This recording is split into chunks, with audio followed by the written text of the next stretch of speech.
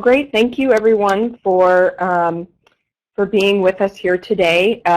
We're really thankful to have Loris Osterhaus from Clinton Community Schools here talking about his 21st Century program and the field trips, their process for field trips and what they do there in Clinton. And then following Loris, we'll have Hannah Olson, who is an enrichment coach here in Central Iowa, working with after-school programs to improve their quality. And she'll talk more generally about field trips and give you some tips and pointers on successful field trips. So thank you all for being here today. Just as a note, there are some files that we've shared with you in the lower left-hand corner. So at any time, you can download those to your computer and have those on hand. Otherwise, this recording will be available on the 21st Century Wiki site, as well as our YouTube channel, which we're revamping at the moment. And files will also be available on the Wiki. Great. Well, I will hand it over to Loris and to get us started. Okay, we just had I heard a couple more beeps. I don't know wait. Nope, go ahead. I want to thank everyone for being on the call here today. I was asked by Vic and Michelle a few weeks back about doing a field trip, our presentation on how we kind of do field trips here in Clinton. It's a very short PowerPoint that I have, only 4 slides, but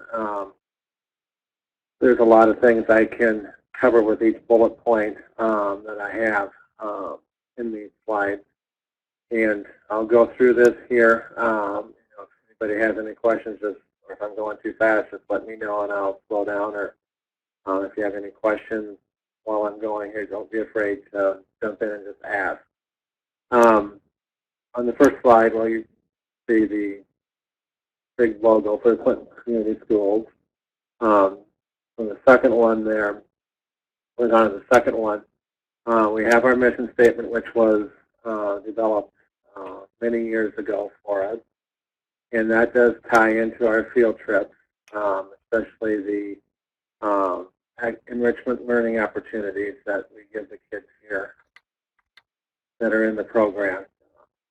Many of the kids on the field trips that we take that haven't been to a lot of these places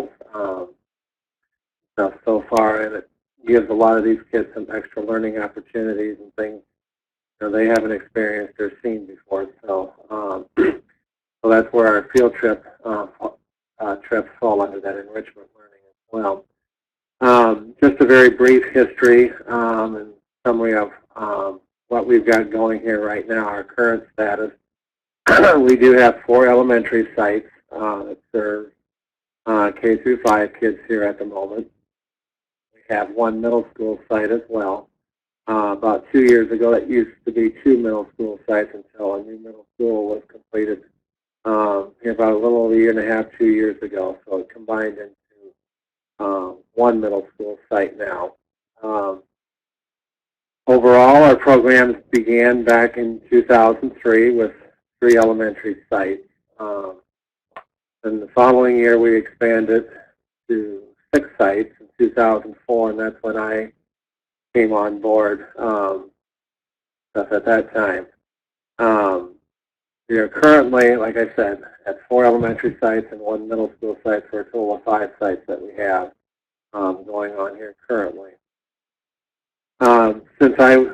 When I started back here in 2004, all the elementary sites had early out Wednesdays every Wednesday, and that's when we would plan our field trips. The elementary sites normally got out about an hour and a half, 2 hours earlier than normal the other days of the week. So that is the day that gave us the opportunity to go on field trips. Teachers could not really do any tutoring or academics that day because of other contractual issues with the district, and our other program partners, our primary ones, usually committed to other things on Wednesdays too. So it all fell together here very nicely for that. And up to about 3-4 years ago, the middle school had early out Wednesdays twice a month. But that changed, like I said, about 3-4 years ago, where they too now are every Wednesday early out. So those kids now too can get a field trip every Wednesday. So any questions so far? Or I went over here pretty quick. The next slide is titled Field Trip Planning. We basically begin our planning for the following school year in July, late July usually of each year.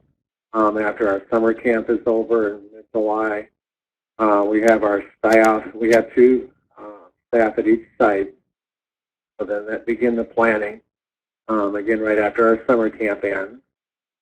And what we do with each of our 10 staff, we've developed a list of partners and places that we have used for field trips over the years. Divide those up amongst the staff, probably about 2 or 3 per person, where they are then responsible for contacting a particular site. And for example, I will use, say, we do go bowling. We'll just use that one as an example. So one of our staff would take that location and then consult with the other sites to see what dates they would like to go bowling on a particular Wednesday. And that person will contact that bowling place and then arrange the schedule and finalize it all and write up the contract for it, which then comes back to me here for approval. So like I said, we do that for all our places that we visit field trips. Staff divide them up. Then once the contracts are sent to me, I look them over quick, approve them, and then they are sent out to all sites. So all the sites have the dates right there with them, and they can put them on their monthly calendars that they will send out to parents at the start of each month.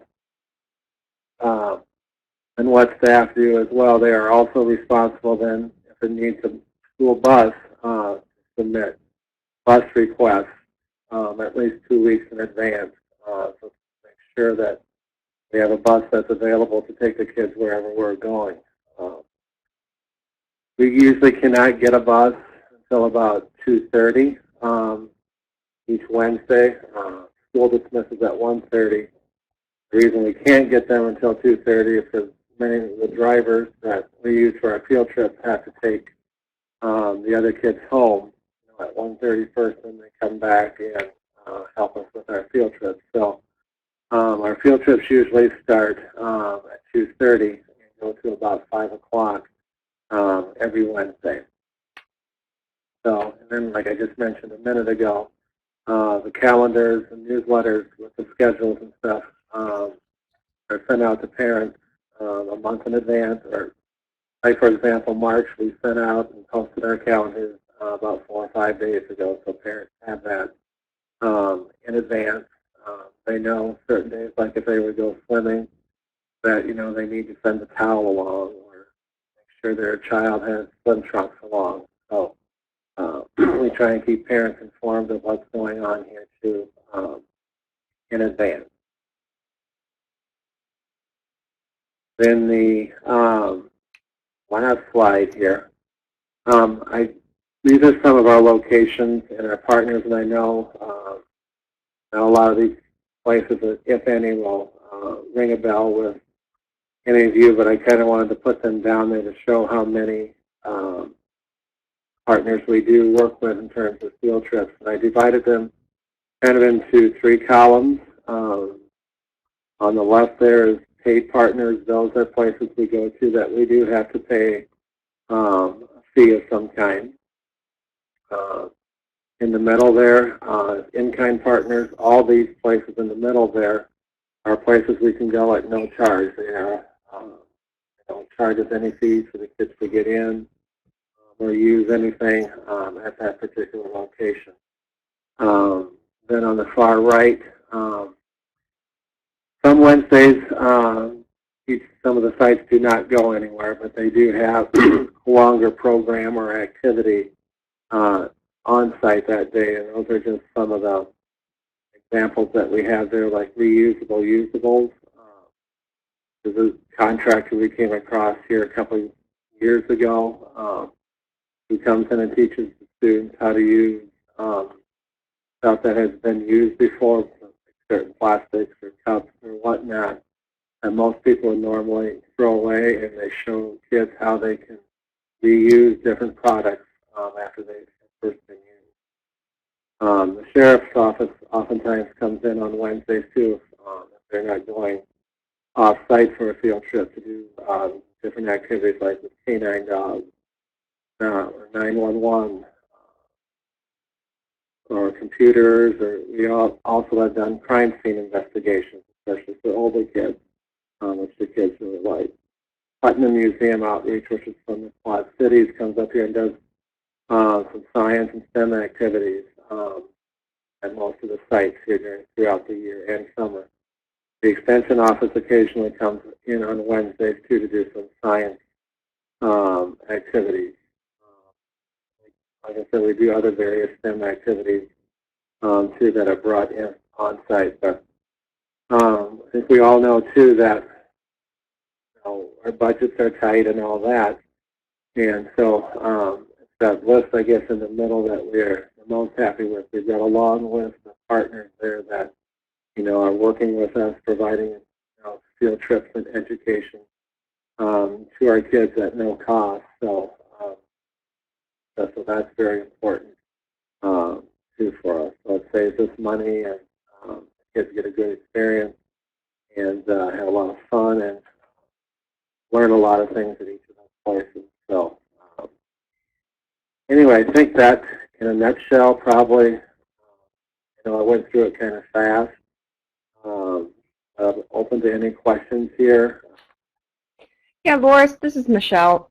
I haven't seen newspapers on a partners list before, although I might not be looking too closely. But what do you do with the newspaper? They basically, a couple of our sites have gone to our local newspaper here, and they basically show them the process of how a newspaper is put together. Stuff each day, the printing and how all the pages and stuff and all that are put together here. That's great. About an hour field trip, hour and a half, somewhere in there. We've gone there several times this year. What a great learning experience. That's really cool. That's a newer one that we've added here in the past year or two. We've also added our landfill, which kids get to see, where trash or garbage is dumped, every week or hauled away, or they throw old tires away, or Clinton has a recycling program too. They get to see where all the plastics and the cans and the glass, all that go to as well, for recycling. So they get to see the whole thing. The fire station, firemen there usually walk them through and let them see the fire truck and what's all involved with that. So it's a pretty neat trip there.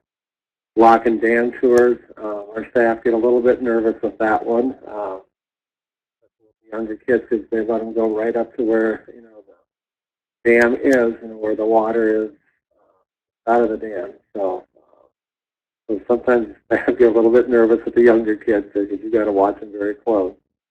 But I'm not going to go through each and every one, but kind partners, we've expanded those over the years. There's a lot more options up to take kids to. One item that's not on there, I forgot to put on there, is the City of Clinton. We do several times throughout the year. We go to the different parks and let the kids play. We also sometimes do a service project where they maybe pick up, trash or branches, small twigs, and beautify the park. That's great, and I love how you included on-site trips. I know Hannah will briefly talk about virtual field trips, or you can take a look at the virtual field trip resource that's provided. But it's nice to see that you're thinking that you can bring those experiences to kids too, and cut down on some of the transportation costs. But Vic shared some really nice research on the impact of field trips and getting kids out to different areas to see these things on site. But yeah, it's nice to also stress the importance of bringing experiences in or taking advantage of the internet as well to transport kids across the world, really. I guess it really isn't rocket science.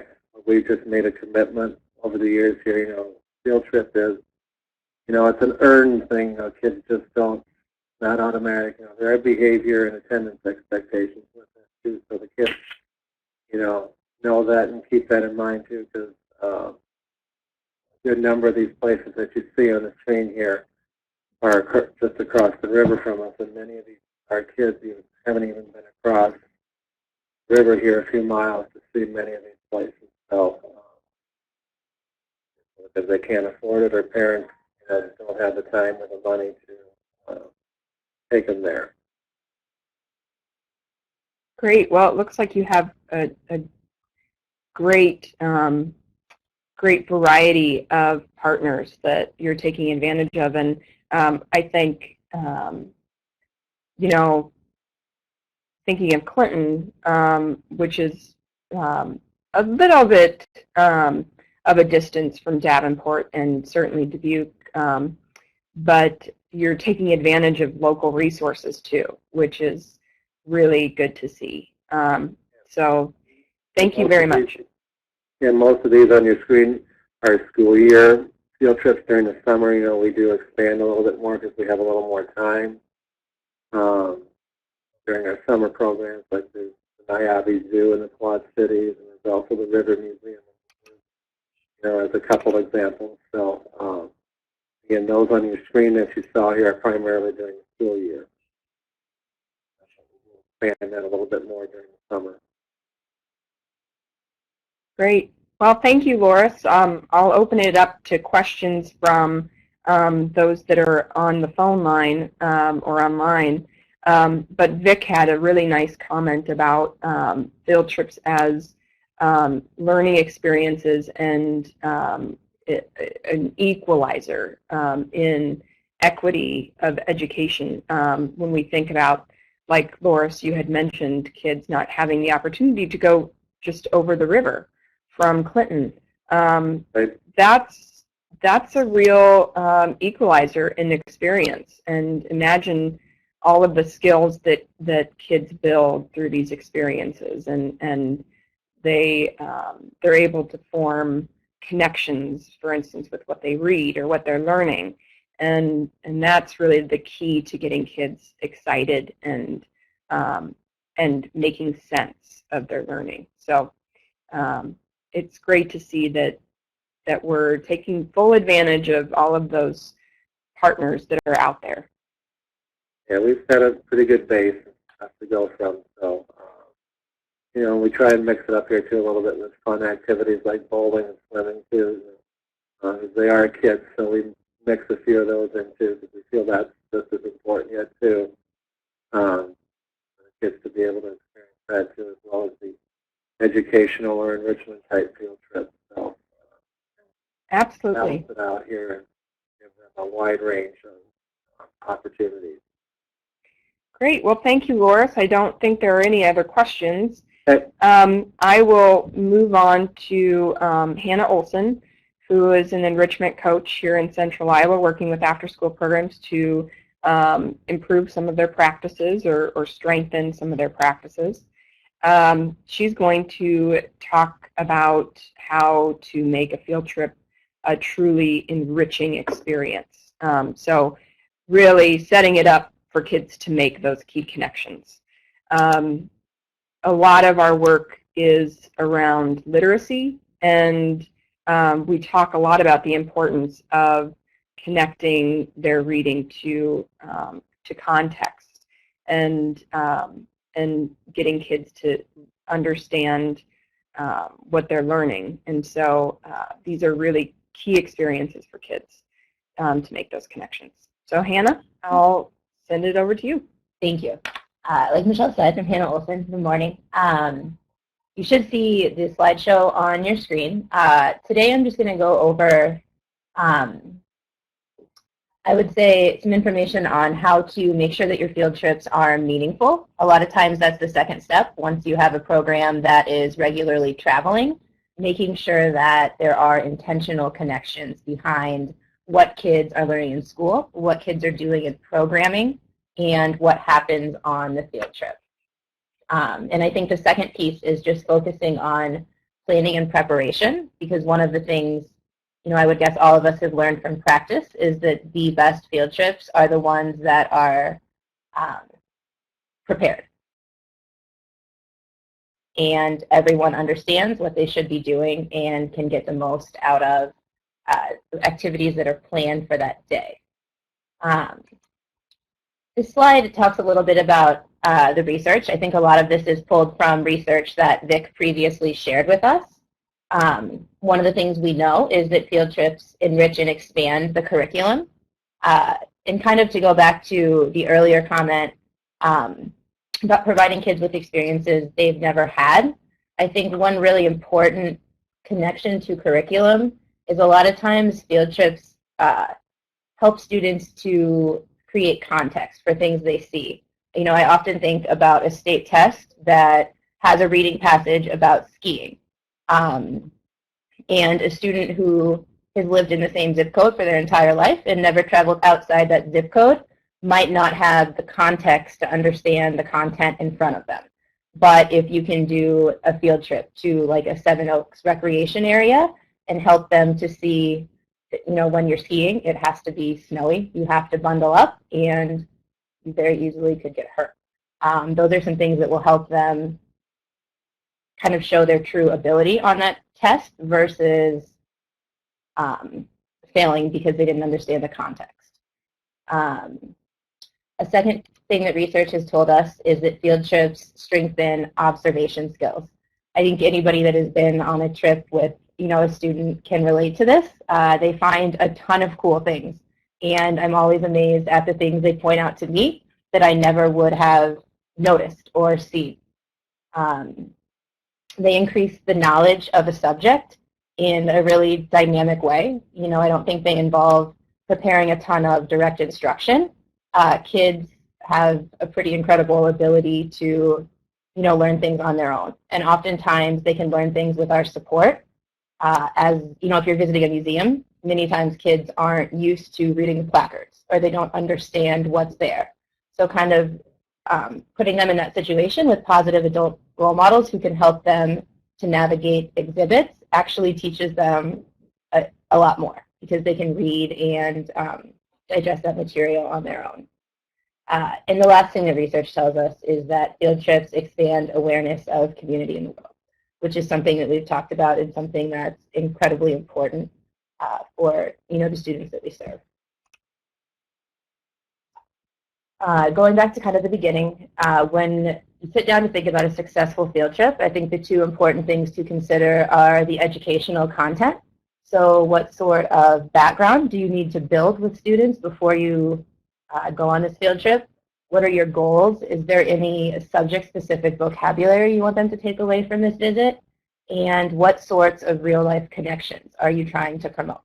So thinking through what is the educational value of this field trip.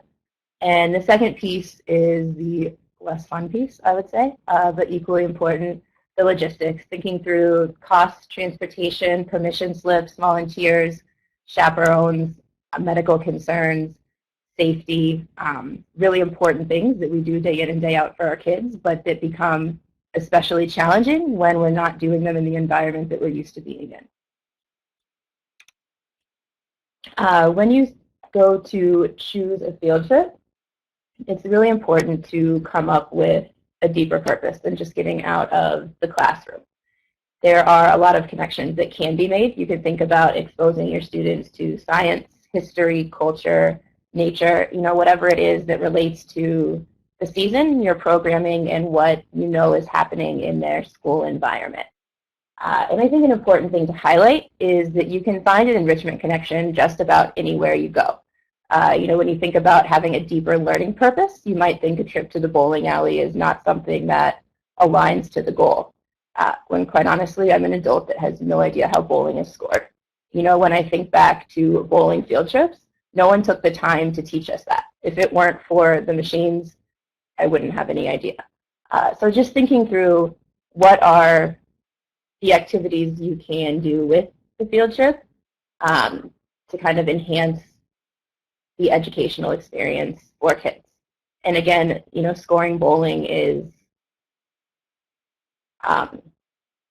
could very easily be related to math. There are a lot of kids who would be capable of scoring on their own, and that could be a really fun experience and a skill they develop.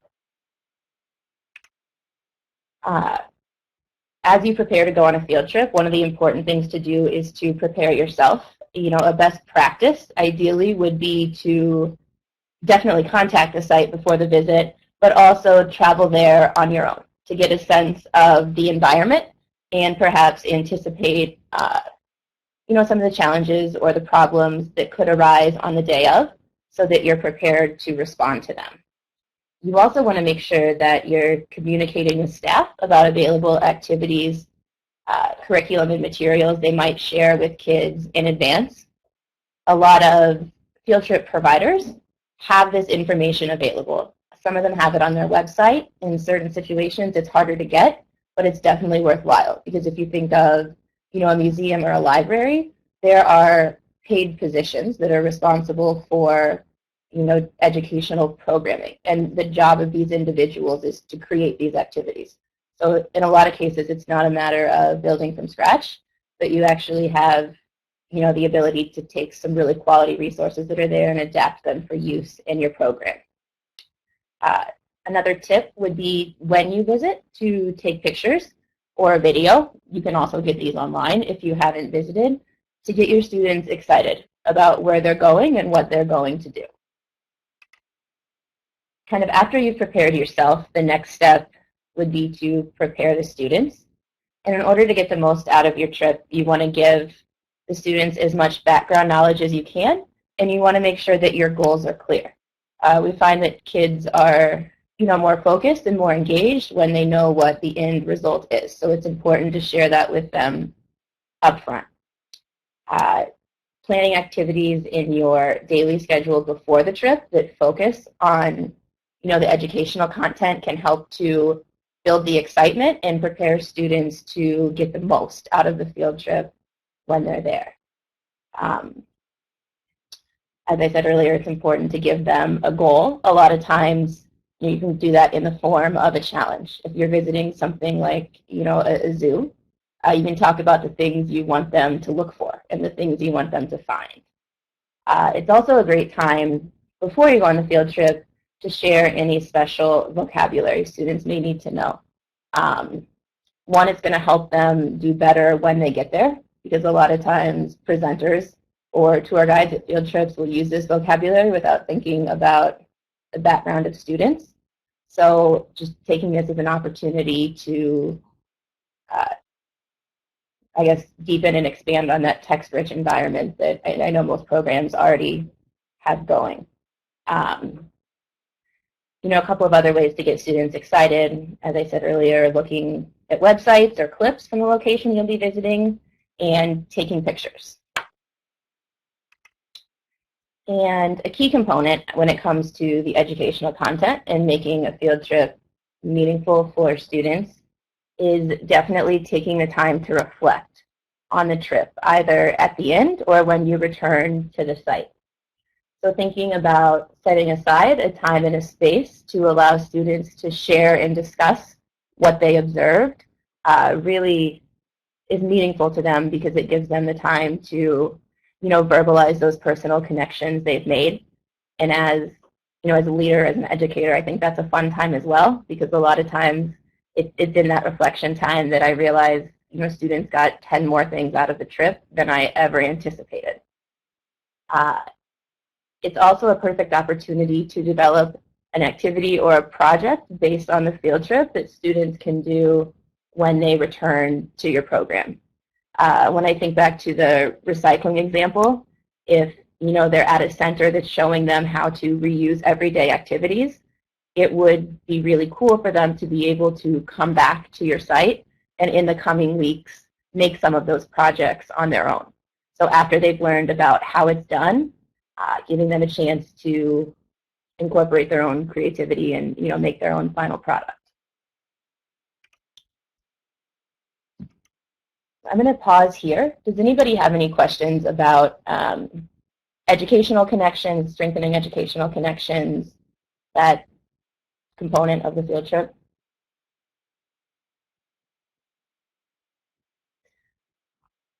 Hi, this is Michelle, and I personally really liked the preparation and talking to the site of the field trip about educational materials that they might have. Thinking to the zoo, I know that they might have the scavenger hunt activities available. So you don't have to recreate the wheel on these things and know ahead of time what you can expect at a museum. They should have all of that prepared for you. I think a great example of this is going to the Capitol. They have tours available if you sign up in advance. And they also have some coloring sheets, which aren't always ideal for educational purposes, but it gives a little bit of an additional supplemental activity to connect back to their learning. They have other materials about the Capitol that you can use. So I think that part of the preparation is really key because it helps give you materials and helps with that supplementing the experience. Vic noted that the vocabulary is especially important and a great way to scaffold learning for especially English language learners. So that's a really great point, Vic, where some of our special students with individual needs can really make those connections and support their learning further through the experiences. Absolutely. And kind of as we continue, if you have any questions, feel free to honestly jump in or send them in the chat box, and we will make sure we take the time to address those. The second piece that I want to talk about, kind of after you think through the educational content, the educational value, and determine where it is that you want to go, I wanted to highlight some best practices when it comes to logistics. And a lot of these things, I think when you hear them off the bat, might sound like really small things, but a lot of these pieces are, components of the puzzle that make the day great.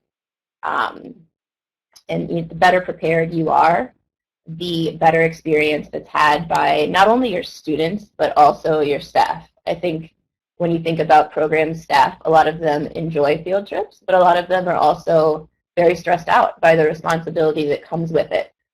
Because you're in a different environment, you're responsible for kids as they travel and as they play and interact at a new location that they're not familiar with and that staff aren't familiar with. Or they're right up by the river at the Loch Dam. Staring down at the water. And I think just a quick note, I know that a number of programs and districts have a set of field trip guidelines and procedures already in place. So something, I would imagine as directors, you all have that knowledge, but making sure that staff have that knowledge as well, and just making sure that the program is following all of those procedures and guidelines will obviously make for a smoother trip in the end. Kind of as you look to get started, when I think about a field trip, I tend to break it down into a bit of a timeline and have specific goals for specific time frames. And I think the first place I start is usually 3 weeks to a month out. And in that time, there are a couple of important things to do. I think the first is to contact the venue, tell them who you are and what you're looking for. And a lot of times, this is when you'll learn about resources they have or they can provide that will enrich the experience. As you contact the venue, it's worthwhile to have the age of students and projected numbers. I think the photo in the lower right-hand corner highlights the importance of age. A lot of destinations have age requirements that aren't super public on their website, but here what you see is that students under, I believe it's under 10 or under 4th grade, can't go to the Dome. So it would be really disappointing to prepare students to go to the Dome at the Capitol, as in Michelle's previous example, and get there and find out that actually they're not quite tall enough to travel up those stairs yet. This information oftentimes helps the venue to provide the best programming for you. And I think the next piece of the conversation is to kind of review the options for guided tours and activities on site. I think a lot of times we rely on destinations to provide the programming while we're there. But kind of as you're booking those tours and those field trips, something that you'll notice is that they run out quickly. A lot of times it takes some creativity and it takes a willingness to guide the tours on your own, which also takes more preparation, but it still can be a very valuable experience for kids.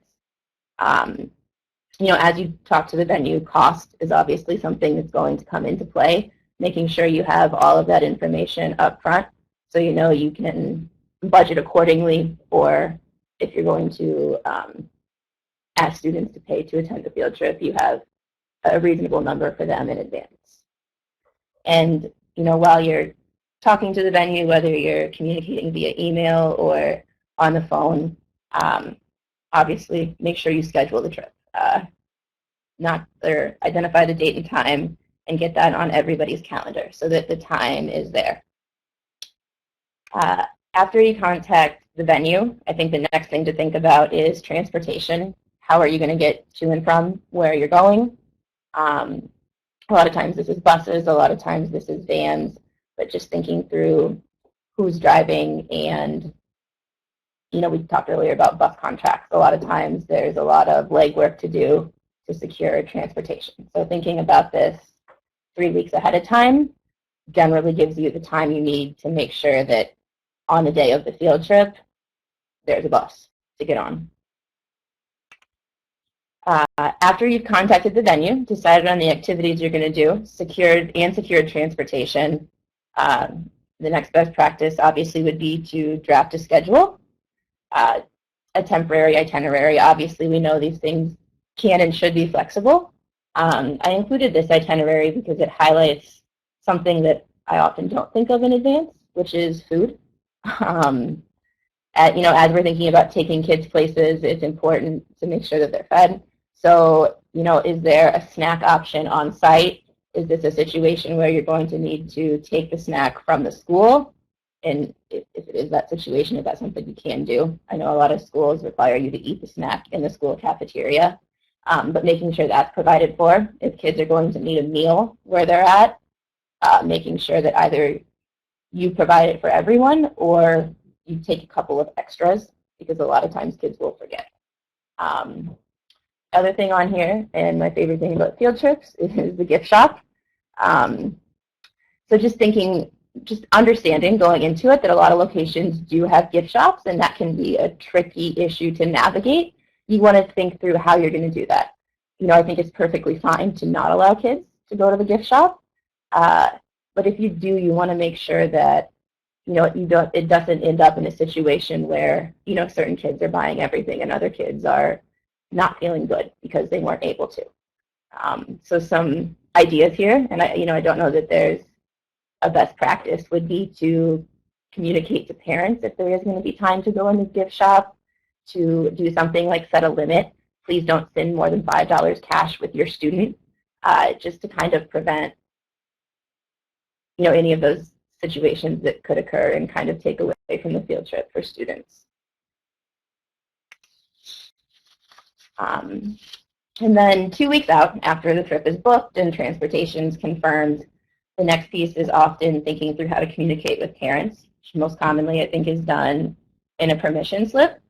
I would imagine programs already have these permission slips, but it's always worth updating them and kind of thinking through beyond the legal requirements in that permission slip. What else can you include to increase communication with parents? So you want to make sure you include where you're going, what you're doing, and when you're going. It's also a good place to let parents or guardians know what, if anything, students will need to do differently that day. So like we talked about earlier, if it's a swimming field trip, reminding parents that their students will need to bring swimming attire and a towel. Something else to think about in terms of things to do differently that day is a lot of times field trips can be made easier when kids are all wearing the same thing. So if you have a program shirt or a school shirt, a field trip permission slip would be a good place to highlight, this would be a great day to wear your program shirt, so that when you have 20 kids at a faraway location, you can quickly count them all and tell them apart from other people's children. Again, you want to communicate cost, if any, to parents up front. Something that might be worth either adding to a permission slip or refocusing your emphasis on is collecting up-to-date contact information. I think everybody has systems that have parents' telephone numbers, emergency contact numbers, but the reality of the situation for a lot of students is that these numbers aren't constant. Parents get new phones, they switch phones, and a lot of times the number they gave you in August is not a number you can reach them at now. So something you can use this permission slip to do is to, not just collect a phone number, because there should be a line for phone number, but make sure that you take that number that they provide and compare it to your records to make sure that you've got up-to-date information across the board. It's also helpful to have emergency contact information and check that information against what you have in your system as well. It's helpful on permission slips, as I would guess most of you know, to have a place for parents or guardians to indicate whether or not they want to chaperone. If you're looking for chaperones or volunteers, a lot of times in situations when parents are able to join you on a field trip, it can increase their engagement with the program. But again, that's a decision that I think has to be made specific to the program and the trip. Is it a situation where additional individuals will be helpful, or where they might detract from the experience? Also helpful to have a space for parents to share any additional information or guidance for their children on that trip. For example, if they want to pick the student up at the location, they could indicate that to you, and you could handle that request based on your program's policies and procedures that are in place. Also a place for parents to note any medication, which hopefully the program would be aware of already, but also allergies or any physical limitations their kids might have that they would think through before visiting that place that maybe you or your staff hadn't thought through yet. And obviously including a deadline to have the signed permission back by is going to be essential in planning down the road. So usually the permission slip goes out 2 weeks from the trip and is due a week. I think that would be a best practice. You can give them a week to get it back to you, so that way there's not 2 weeks for it to get lost in a pile of paper. But it also gives parents some time. And as you're about a week out from the trip, you want to make sure that you're finalizing your itinerary and roster. This is a checklist that I've used in the past. I wanted to toss it in here because I think it is pretty helpful and highlight some of the things that need to be done. But definitely, finalize the itinerary, finalize the roster, confirm the chaperones. If all they've done is check on a page that they're going to be there, I don't know that I would count on them being there, and that could have nothing to do with them. They could think that's an indication and expect a call from you, and if that call doesn't happen, they don't come. But just making sure that you're reaching out to chaperones, highlighting the expectations, and making sure that they're able to make it. A week before is also a good time to review the schedule, make sure that times are solid. especially bus pickup and drop-off times. And kind of as you collect permission slips, make sure that you're putting all of that information where it needs to be. A lot of times, copies of the permission slip actually go with the group that's traveling, and another copy stays back. Sometimes all of the copies of permission slips stay back, but it's important, if that's the case, that the individuals on the trip have both a roster and emergency contact information for the students that are attending. And in the week before, it's also important to think through any supplies that you're going to need on the day of the trip. You know, I think at the very least, you're going to want to make sure you have a first aid kit and a camera to document all the cool stuff you're doing. And, you know, other supplies as necessary. If you know that kids are going to have a writing time or a journaling time, you want to make sure they have the paper and pencil they need to do that. And then the exciting piece, on the day of, you want to make sure that, you know, your roster is created in advance, but on the day of, you want to make sure that you check the roster before you go and communicate with individuals who remain at the site any changes in the roster. You want to make sure that there's a copy of contact numbers for staff on the trip and a copy of the itinerary left with people at the site so that if parents call, if parents have a question, they're prepared to answer that. Also, you know, in the event of an unexpected situation, they can reach the individuals on the trip and instruct them accordingly. Kind of vice versa, you want to make sure your site has all the information of those traveling. You want to make sure that those traveling have all of the information from the site that they need. So they should have the contact information for an individual who's staying behind that they can call should anything happen. You want to make sure staff load all supplies. It's pretty terrible to get to a location and realize you didn't bring the food that you meant to bring. First aid kits, purchase orders, if there's something that's going to be purchased for the group. I know those can be not fun to work with, but it's a reality, I think, for a lot of programs. So making sure that everything is packed and ready to go. And I think the last piece here is you want to provide staff with contact information for the transportation company. This might be really easy in some situations. The driver could be another staff member. But in the event that you're working with a bus company, you want to make sure they have somebody to call if it's 4:45 and their bus isn't there. And you also want to make sure that staff on the trip know what to do when they arrive. So you want to get them the contact information of who to find when you get there. That, for the most part, is what I had. I think the last piece to remember is to have fun. You know, this Canon should be a good experience for kids. I also think that it can and should be a good experience for adults. The people, you know, that work in after-school settings are there because they care about the kids.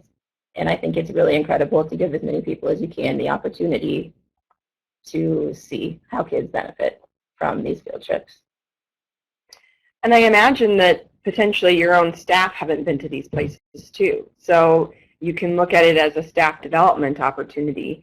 And parents, perhaps, that are chaperones might not get the chance to go to these, like Loris had mentioned, the Mississippi River Museum. These parents aren't going across the river. So they might not be going down to or up to Dubuque in the case of Clinton. So you're really providing a service to people beyond the kiddos in your program. But ultimately, thank you, Hannah, for outlining how to make this the most worthwhile experience possible for the students in your program. Can I add one piece there? Kind of, Michelle, as you talked about taking parents with you, something that has occurred in the past is it's helpful to have a policy up front of who you're going to allow to attend and who you're not going to allow to attend. In situations, I've been contacted by parents who agreed to chaperone and said, can I send my 20-year-old son? It's the first grader's brother. And, you know, that decision is absolutely yours to make, but it's helpful to have a policy in place to fall back on if and when you should have to have a difficult conversation.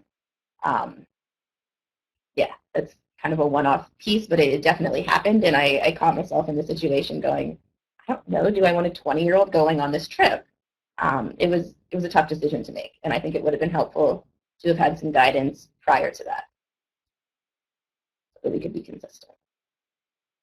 Are there any questions from those on the phone line or on the webinar? Please, you can unmute your phones or you can simply type in the chat box. We'll give you a minute or so.